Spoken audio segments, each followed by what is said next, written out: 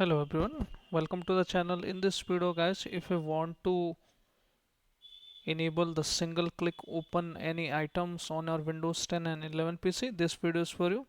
So basically the Windows 11 or 10 default setting is when we double click on it, so we can open any folder. But if you want to just open it with a single click, so we can do that as well. How to do that? Just go to Windows 11 or 10 search bar, type File Explorer. Once you type here the File Explorer, just open the File Explorer options. And once you open that up, you can see the option. Click item as follows. Go to General tab. Make sure you go to the General tab here. Tick this option. Single click to open an item to point to select. Okay.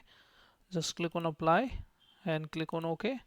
Now when I single click on it, see it's opening. See it's pointing like this and it is opening. Let me show you one click. See, but if you want to make it disable, so you can do that as well. Go to here again, go to view and go to see this option, and same option you will see it with the search as well as with the browse option. Okay, same option will be coming up. Now once this option comes, you need to and again this option which was before, or you can simply restore default setting.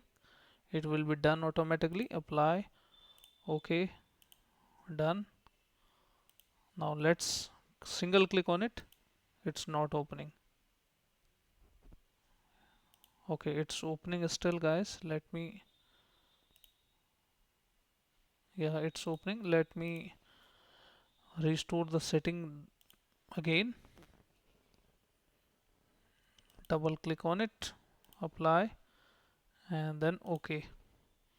Now see, it's not opening now. When I double click on it, so it's opening now. So this is how guys you can enable and disable the single click on your Windows 11 and 10 PC.